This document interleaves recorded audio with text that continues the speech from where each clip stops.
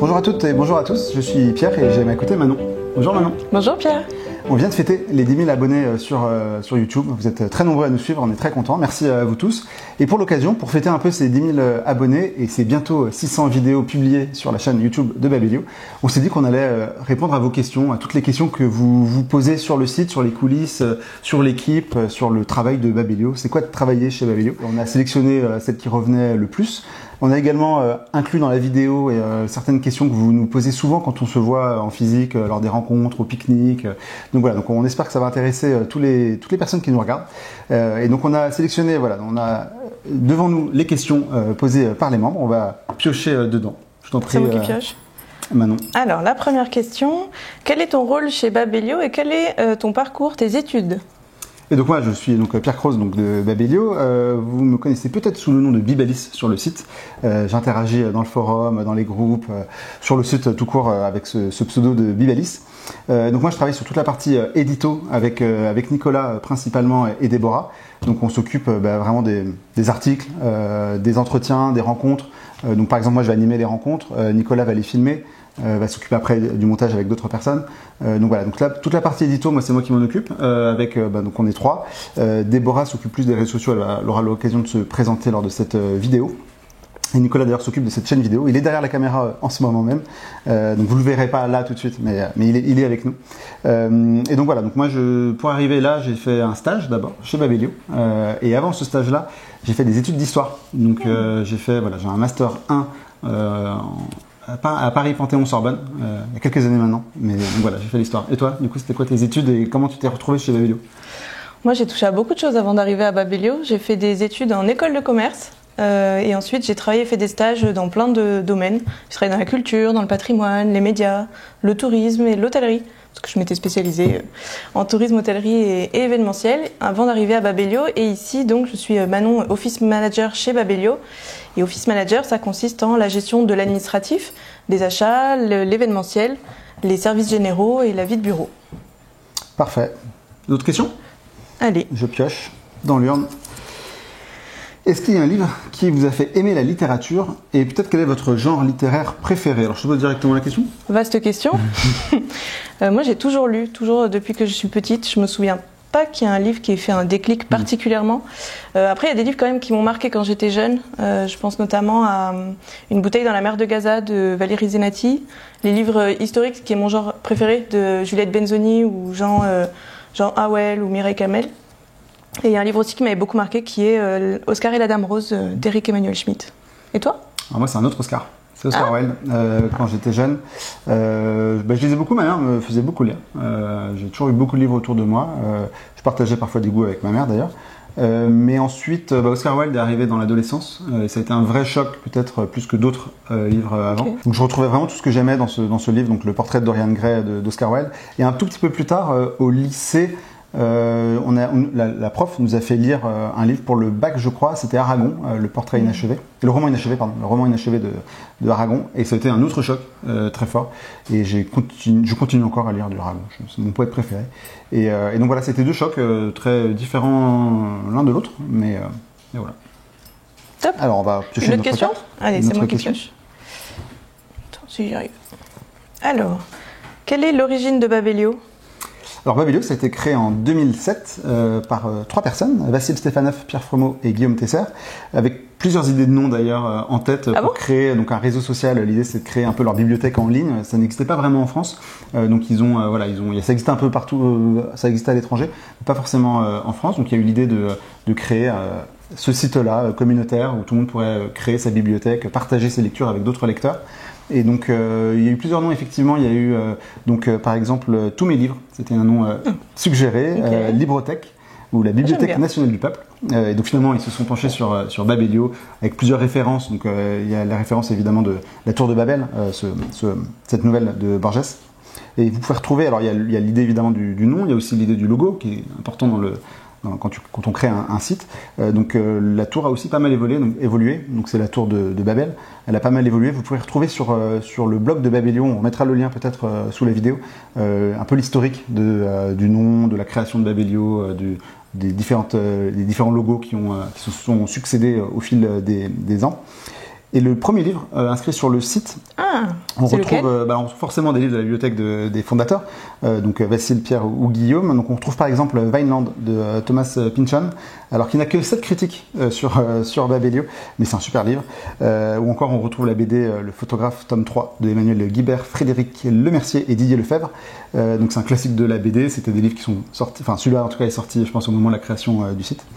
Dites-nous d'ailleurs peut-être vous en commentaire quand est-ce que vous avez rejoint Babelio et peut-être les premiers livres que vous avez inscrits, est-ce que vous êtes inscrit sur le site pour ajouter votre bibliothèque et avec quel livre, dites-le nous en commentaire, ça peut être sympa.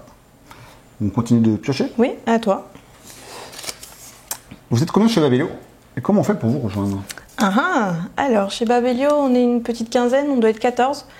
Il y aura des personnes qui vont se présenter dans cette vidéo que vous allez donc voir. D'autres étaient moins disponibles, donc je vais vous les présenter. Donc on a tout d'abord Vasile dont tu parlais tout à l'heure qui est le responsable technique de Babelio. C'est lui qui gère tous les aspects techniques du site, le développement. Il résout également les bugs que vous pouvez être amené à nous remonter. On a Pierre également dont tu parlais, un autre Pierre, qui s'occupe du produit Babelio. Donc si l'application est aussi intuitive, agréable à utiliser, toutes les nouvelles fonctionnalités, ça vient de Pierre.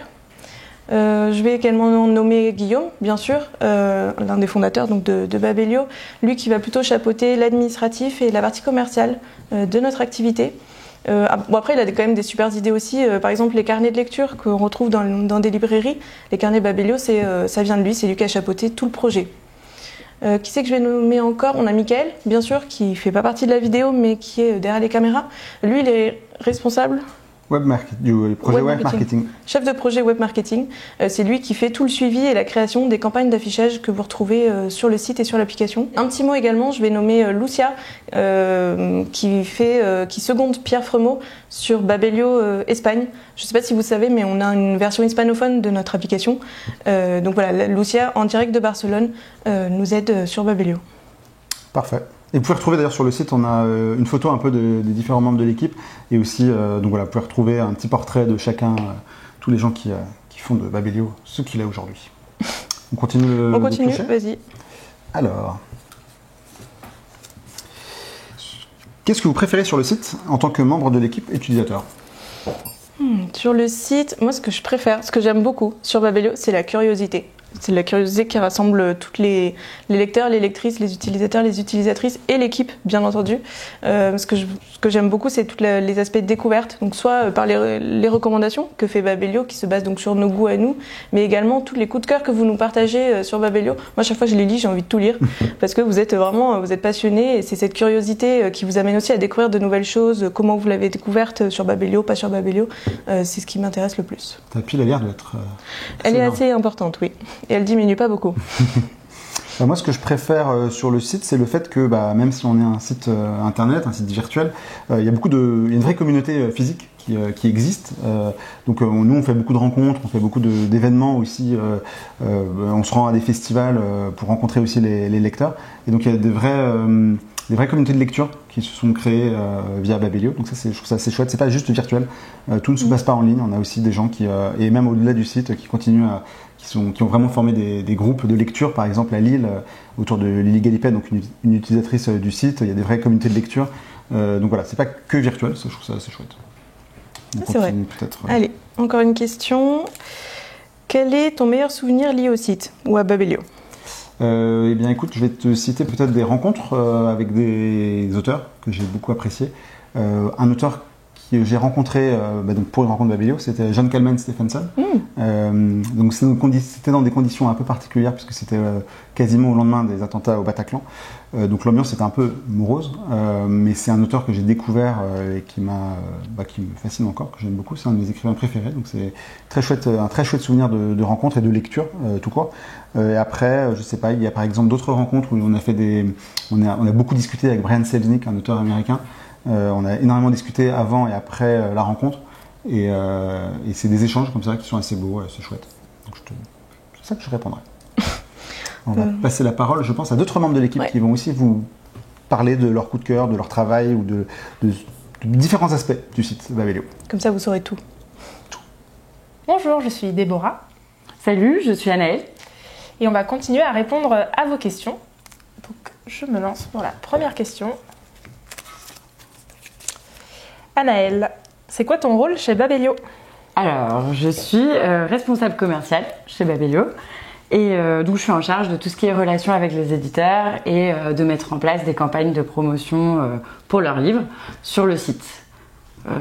Voilà. Et toi, du coup?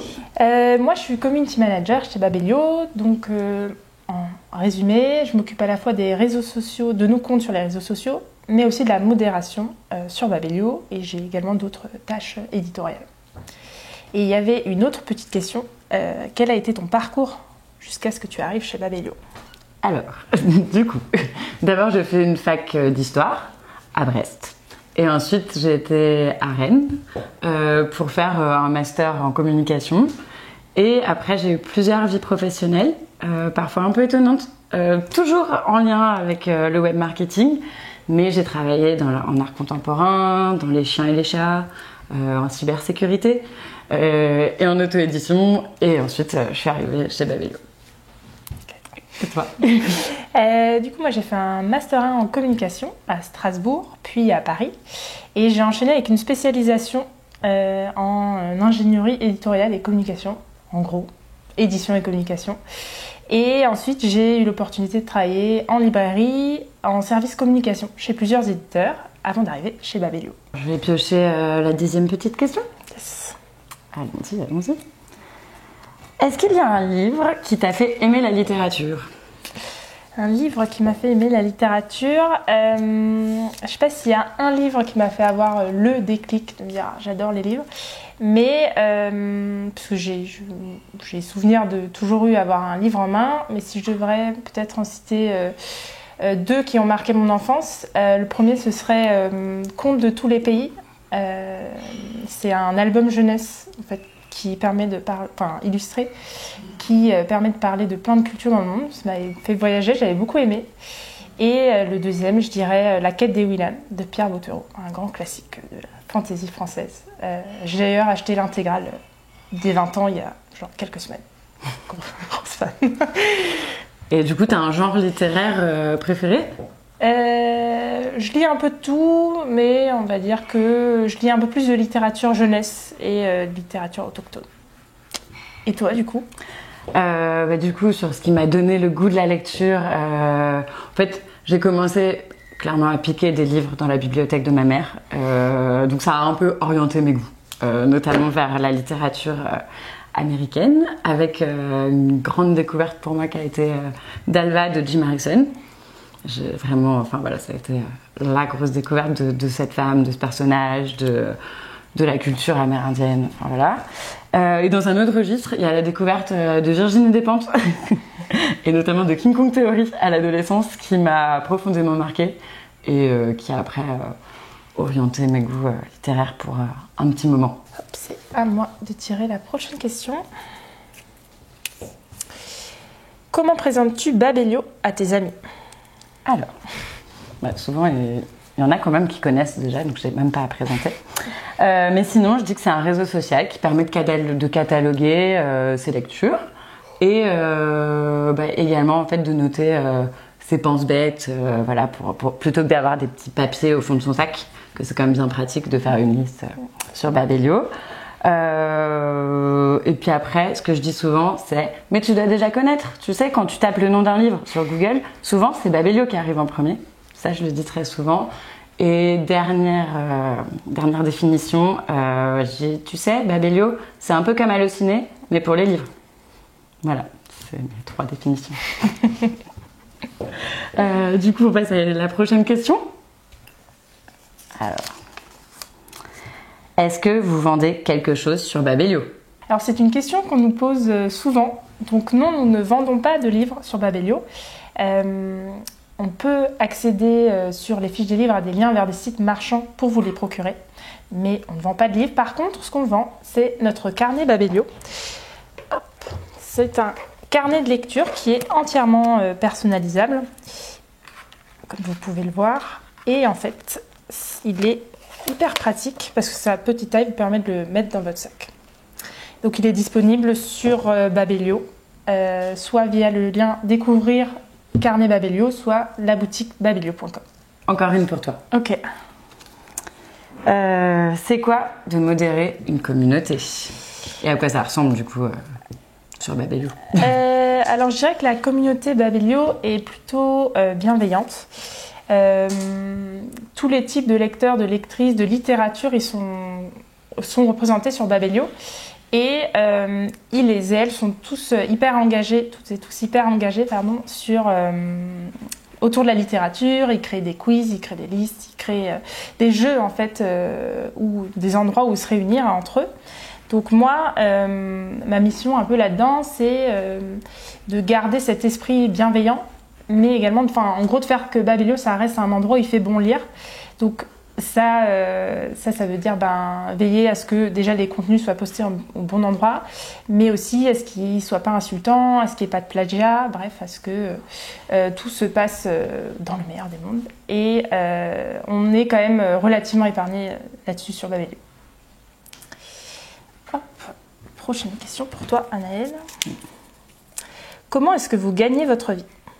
Alors, en fait, on accompagne les éditeurs, principalement via la publicité, puisqu'en fait, on accompagne les éditeurs dans la promotion de leur parution, donc sur Babelio, en mettant en avant leurs livres, par exemple sur des visuels qui font le tour du site, via des emailing, enfin voilà, il y a pas mal de possibilités. Après, on fait aussi de l'affiliation, comme le disait Déborah. En fait, sur les notices des livres, il y a des petits liens vers des libraires en ligne. Et en fait, dès qu'il y a un achat à partir de ces liens, en fait, nous, on est rémunérés. Et enfin, on propose un certain nombre de services aux bibliothèques. Donc voilà, tout ça mis bout à bout, ça nous permet de vivre et de rémunérer l'ensemble de l'équipe. Qu'est-ce que tu préfères sur le site en tant que membre de l'équipe et en tant qu'utilisatrice? Ce serait plutôt en tant qu'utilisatrice. Après les deux en fait sont assez liés, parce qu'à la base moi j'étais quand même une grosse utilisatrice de Babelio avant même de travailler chez Babelio. Et du coup, ce que j'aime vraiment, c'est les pense-bêtes. J'adore les pense-bêtes, mais j'en ai beaucoup trop. Mais j'adore. J'adore vraiment ça. Et puis en fait, j'aime beaucoup noter mes lectures et vous vous en doutez, on lit quand même pas mal quand on travaille chez Babelio et parfois c'est difficile de se souvenir de tout. Et donc c'est vraiment un aide-mémoire en fait pour moi, Babelio. Et sinon, j'utilise aussi pas mal l'appli et ce qui me plaît beaucoup, c'est le scanner pour les citations. Ouais. Moi, j'adore, vraiment. Et c'est pareil, avant, en fait, j'avais un cahier où j'écrivais mes petites citations. Moi, je mettais ça sur des bouts de papier que je perdais. Voilà. Et maintenant, du coup, grâce à Babelio et à l'application, elles sont toutes sur mon petit profil. C'est hyper bien fait. Voilà. Donc, c'est ce que je préfère. Okay. Et toi? Moi, ce que j'aime bien en tant que membre de l'équipe, c'est le fait d'être tenu au courant de toute l'actualité littéraire francophone, notamment. Mais aussi du coup de pouvoir élargir mes horizons littéraires, parce qu'en fait depuis que je suis arrivée chez Babelio, je lis plein de gens ou d'auteurs que je connaissais pas du tout avant, donc ça déjà c'est super chouette. Et en tant qu'utilisatrice, moi je suis une grande fan du défi annuel qui me permet du coup de suivre l'historique de mes lectures et aussi plus récemment de suivre plein de stats de lecture, donc ça j'aime bien aussi. Et parce que, comme tu l'as dit, c'est un aide-mémoire et c'est un peu mon premier réflexe quand je ferme mon livre, c'est de me dire ok, je vais le mettre sur Babelio et comme ça va faire grimper mon compteur. Ouais, c'est vrai, moi aussi je fais ça. Et voilà, il reste une dernière question. Allez, la dernière question. C'est parti. Quel est ton meilleur souvenir lié au site Babelio? Mon meilleur souvenir, alors déjà je pense que le prix Babelio, c'est un de mes meilleurs souvenirs parce que ça permet de voir ce qu'aime la communauté et le fait d'avoir remis le prix jeunesse à Baptiste Beaulieu et Qing Luang pour Les corps sont beaux. C'est un album jeunesse qui prône la tolérance et qui permet de parler du rapport au corps avec les enfants. Ça reste un très bon souvenir, même pour moi. Et sinon, Babelio m'a aussi permis de rencontrer Michel Jean, qui est un auteur québécois que j'apprécie beaucoup. Et qu'Anaëlle apprécie beaucoup aussi, je crois. Donc, lisez Coucou. Oui, surtout lisez Coucou. Mais ouais, c'était une très bonne opportunité pour moi. Et toi, du coup? Moi, c'était aussi une rencontre avec un auteur. C'était avec Denis Mukwege. Enfin, auteur parmi ses multiples casquettes, notamment celle de prix Nobel. Parce qu'il a reçu en fait, le prix Nobel en 2018 parce qu'en fait, on le surnomme l'homme qui répare les femmes. Et en fait, il s'engage au quotidien contre les mutilations génitales en République démocratique du Congo. Enfin voilà, du coup, c'était un moment assez incroyable en fait d'être. On était 30 lecteurs dans les salons de Gallimard à pouvoir interroger un prix Nobel de la paix. Enfin, c'était une proximité assez incroyable et puis le livre était passionnant. Le livre s'appelle La force des femmes et ouais, c'était passionnant. Donc non, c'était un super moment. C'était en plus la première fois que j'allais chez Gallimard et que je découvrais les salons de Gallimard, le jardin. Enfin voilà, il y a un petit côté un peu mythique du lieu qui était hyper chouette, quoi. J'espère qu'on a su répondre à vos questions. Et on va laisser la parole à Nathan et Alexandrine qui vont répondre à d'autres questions. Bonjour, je suis Alexandrine de Babelio et je suis chef de projet. Bonjour, moi c'est Nathan, je suis aussi chef de projet et également responsable des partenariats. Donc on va commencer par la première question. Alors, quel est notre rôle chez Babelio? Quelles sont nos études? Moi pour ma part j'ai fait donc des études en métier du livre. Ensuite, j'ai enchaîné avec des études en communication. J'ai travaillé brièvement en librairie avant d'arriver chez Babelio. Donc ça, c'était il y a 6 ans. J'ai d'abord été chef de projet. Voilà, je le suis encore un peu, mais sur la mise en place d'opérations. Donc j'écris des mailings, je contacte les lecteurs pour les rencontres. On a sans doute déjà été en contact ou pour des événements lecteurs. C'est vous, Nathan? C'est moi Nathan. Et je suis aussi responsable des partenariats. Donc tous les échanges, salon du livre, prix littéraire, association, toutes ces choses-là pour lesquelles on a peut-être déjà échangé aussi. Et toi, du coup? Et moi, je suis chef de projet marketing. Donc, avant ça, j'ai fait plusieurs études. J'ai d'abord commencé par l'édition, par un BTS et une licence professionnelle. Et ensuite, j'ai enchaîné sur une autre licence, mais de coréen, parce que c'était ma langue préférée à ce moment-là et j'aimais beaucoup la culture. Et puis, je suis revenue dans le marketing et dans la communication pour finir chez Babelio comme chef de projet. Et moi, du coup, je chapeaute un peu tout ce qui va être projet marketing en lien avec les maisons d'édition et les éditeurs. Donc si vous voyez des mailings passer ou des masses critiques passer, c'est toujours moi qui suis en contact avec les éditeurs pour leur demander les éléments pour que vous ayez le mailing le plus beau possible et le plus complet par exemple. Et du coup, juste une petite précision, parce que je sais qu'on nous la demande des fois. Chez Babelio, bon, c'est un peu plus complexe que ça, mais quand même, pour résumer, il y a un peu 2 parties dans l'équipe. Il y a une partie plutôt commerciale, qui est la relation éditeur, les partenariats, même si c'est plutôt salon du livre, etc.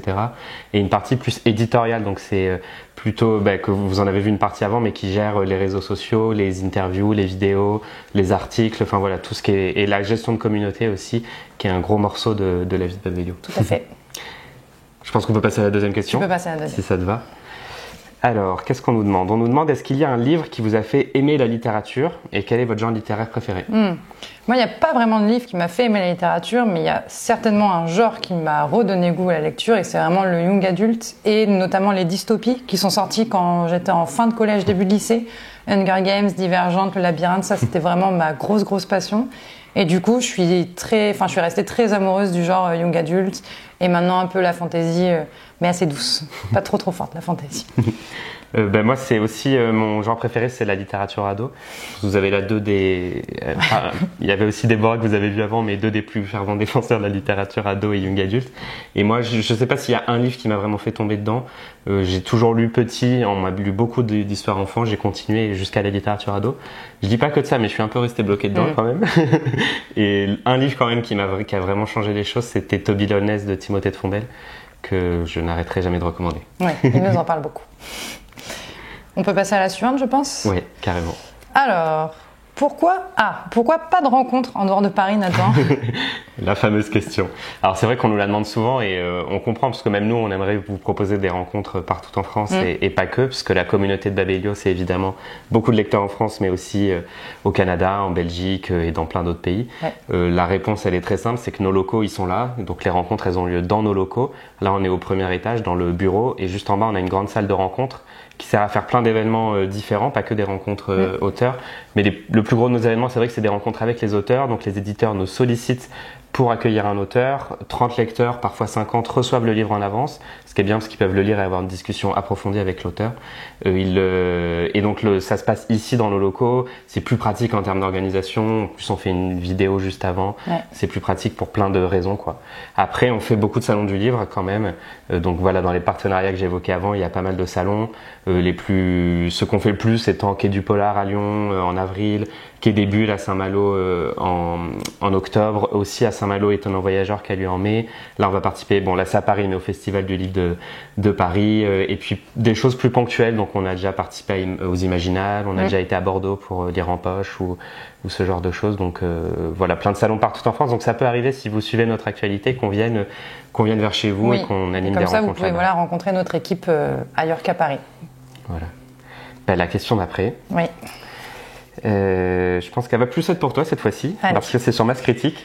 Comment sont choisis les lecteurs et est-ce qu'on lit toutes les critiques? Ah, sacrée question. Alors, donc je vais d'abord parler de Masse Critique gratuit. Donc, je pense que vous connaissez le concept. C'est une Masse Critique qui revient tous les mois sur un genre différent et on invite tous les éditeurs avec lesquels on est en contact à proposer jusqu'à 5 livres. Et là, pour le coup, les lecteurs, ils sont choisis en fonction de leur affinité de lecture. Et le conseil que je peux vous donner, c'est plus vous êtes actif sur le site, plus vous aurez des chances d'être sélectionné pour une Masse Critique. Et puis, pour une Masse Critique privilégiée, là, on peut aller de 20 à 50 lecteurs sélectionnés et on est sur un titre précis. Et là, on va aussi sélectionner des lecteurs qui sont actifs sur le site, qui chroniquent régulièrement, mais qui ont vraiment une affinité de lecture avec le titre qu'on leur propose. Et puis, est-ce qu'on lit toutes les critiques? Pour la Masse Critique gratuite, non. Ce serait impossible parce que, pour vous donner un ordre d'idée, chaque mois, à chaque Masse Critique, on a entre 900 et 2000 critiques publiées. Et donc, ce serait impossible de toutes les lire. Par contre, pour les Masses Critiques privilégiées, ça, c'est un engagement qu'on a auprès de l'éditeur. Et on doit lire les critiques des 20 à 50 lecteurs sélectionnés. Et ensuite, on fait un bilan à l'éditeur. Donc, toutes vos critiques sont lues pour les Masses Critiques privilégiées. On passe à la suite. Allez, une autre petite. Je crois que c'est celle-là. Ah, attends. Ah, c'est pour moi encore celle-là, je crois. Parce que la question, c'est qu'est-ce qu'une bonne critique? Du coup, toi qui en lis tant. Oui, alors une bonne critique, c'est une critique qui va être argumentée. On ne demande pas forcément à ce que vous résumiez le livre, parce qu'en fait, le résumé est déjà présent sur la fiche du livre. Mais nous, ce qu'on cherche vraiment à savoir, c'est votre avis sur le livre, ce que vous avez pensé de l'atmosphère, des personnages, de la situation, du plot twist, si jamais il y en a eu un. Et voilà, ce qu'on veut, c'est que ce soit argumenté, et c'est ce que les lecteurs aussi recherchent pour pouvoir après débattre avec vous en commentaire si besoin. Du coup, voilà, ce qu'on cherche, c'est une critique argumentée. Que vous ayez aimé ou pas le livre, il faut argumenter dans tous les cas. Et puis, on demande aussi un minimum de 250 caractères. Ça vous permet de pouvoir étayer votre critique et puis de ne pas se contenter de j'ai aimé ou j'ai pas aimé. Ouais. Voilà.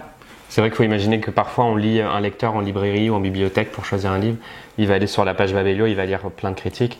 Donc en fait le résumé il l'a déjà, donc il n'a pas besoin de le lire 15 fois.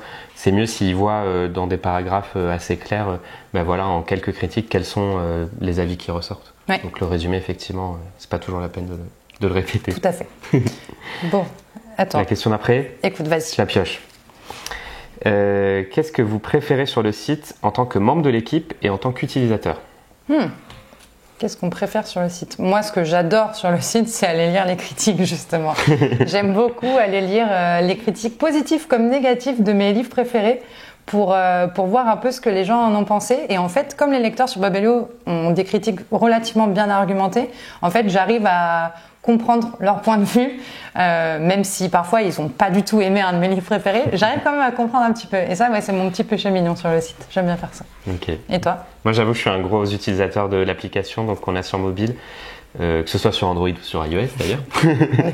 Et en fait, j'utilise vraiment pour gérer ma bibliothèque, pour rentrer les livres que je suis en train de lire, mettre la date de lecture, on peut les scanner facilement, donc c'est quand même super pratique. Et puis en plus, comme ça donne aussi des statistiques sur les livres, les genres qu'on a le plus lu chaque mois, etc. Moi, j'adore les statistiques. Ouais. J'adore regarder le nombre de pages que j'ai lues par mois. J'adore. J'avoue que j'utilise beaucoup plus, dans mon cadre personnel, l'application que le site. Ouais. Pareil, moi aussi, j'utilise beaucoup l'application. La prochaine? Allez. Alors. Ah, le meilleur souvenir lié au site. Alors.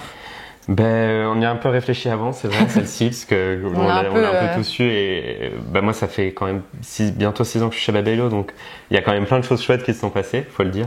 Je pense qu'un truc quand même, ça a été la création du prix Babelio. Donc le prix Babelio, il a été fondé en 2019, donc c'est un gros projet qu'on a créé tous ensemble et c'était vraiment chouette puisque toute l'équipe était sur ce projet-là. Ouais. Et donc que ce soit le lancement du prix pour vous avec les votes, etc., mais aussi la remise des prix dont vous avez déjà vu, si vous suivez la chaîne YouTube depuis cette époque-là, des vidéos un petit peu récapitulatives qui montrent quelques images. Toute cette soirée, la décoration, l'univers concret, le buffet, etc., c'est l'équipe qui l'organise. Et donc c'est aussi quelque chose d'assez fédérateur pour tout le monde. Et puis ça donne un moment, en plus au moment de l'été, qui est un petit peu festif et qui sort aussi des bureaux habituels. Ouais, et puis c'est fou de voir le prix voir le jour, chaque année, quoi. Ouais. De se dire qu'on y a travaillé pendant plusieurs mois et de le voir prendre vie avec le thème qu'on a choisi. C'est vraiment chouette. L'année dernière, on a explosé des records, donc on compte sur vous cette année. Il va falloir bien voter. Et moi, du coup, moi, ça fait un peu plus d'1 an que je suis ici, donc j'ai pas non plus vécu énormément de choses chez Babelio, mais un de mes meilleurs souvenirs, je crois que c'est le pique-nique.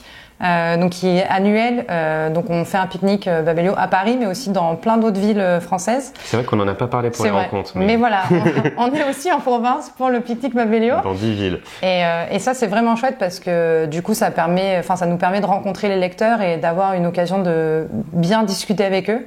Et c'est vrai que moi, le premier pique-nique que j'ai fait, donc c'était l'été dernier, et j'ai vraiment pu échanger avec plein de lecteurs sur mes goûts littéraires et sur nos livres préférés.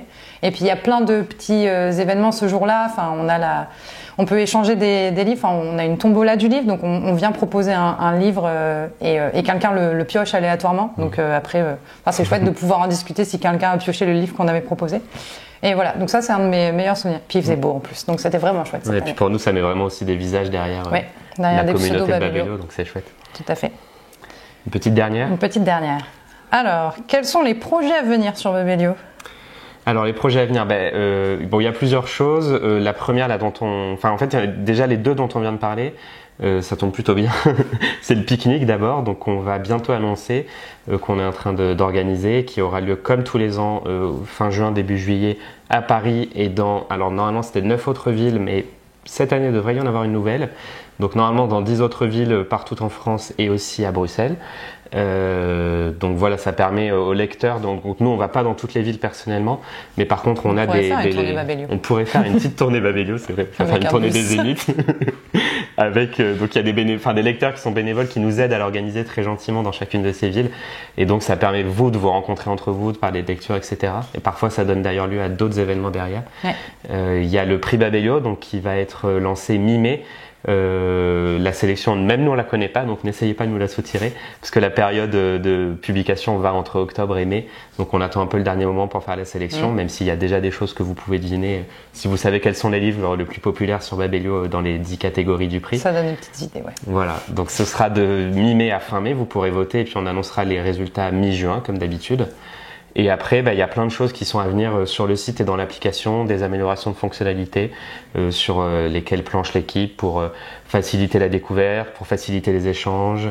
Il y a un index qui est en cours de préparation pour s'y retrouver dans toutes les fonctionnalités pour mieux comprendre comment fonctionne le site. Donc s'il y a des questions que vous vous posez, il y aura cet index qui existera bientôt, qui peut vous aider. Et puis on organise toujours beaucoup de rencontres. Donc pour ça, il y a une page qu'on mettra certainement dans les liens de la description. Dans le lien. Vous pouvez retrouver toutes les rencontres qui ont lieu, toutes les rencontres passées d'ailleurs si vous voulez voir les vidéos qu'on a faites, mais aussi celles qui sont à venir pour vous inscrire. Parfois, il y en a sur Zoom. Donc même si vous n'êtes pas à Paris, vous pouvez toujours mettre la page dans un coin sur votre navigateur et y revenir de temps en temps. Ouais. Et dans tous les cas, nous suivre sur les réseaux sociaux, aller sur la page d'accueil, bien vérifier que vous êtes abonné à la newsletter dans votre profil Babelio. Toutes ces choses-là, ça permet d'une part d'avoir nos actualités, mais aussi, il faut le dire quand même, de nous soutenir. Oui. Donc que ce soit sur les réseaux sociaux, mais aussi sur YouTube. D'ailleurs, merci d'être déjà 10 000. Oui, c'est pour ça qu'on fait la FAQ, c'est vrai. Et puis nous, ça nous apporte aussi beaucoup de soutien dans tout le travail qu'on fait pour vous finalement. Donc merci. Puis je pense qu'elle nous amène vers la fin de la vidéo. Merci d'avoir suivi jusque-là si vous êtes encore jusqu'à ces dernières secondes. Merci. Merci évidemment d'être abonné à la chaîne YouTube. Pour ceux qui ont regardé en tombant par hasard sans être abonné, n'hésitez pas à vous abonner, bien entendu. Parce qu'on sort des vidéos assez régulièrement. Exactement. Et puis à très bientôt sur Babelio, que ce soit sur le site ou sur l'application. À très bientôt.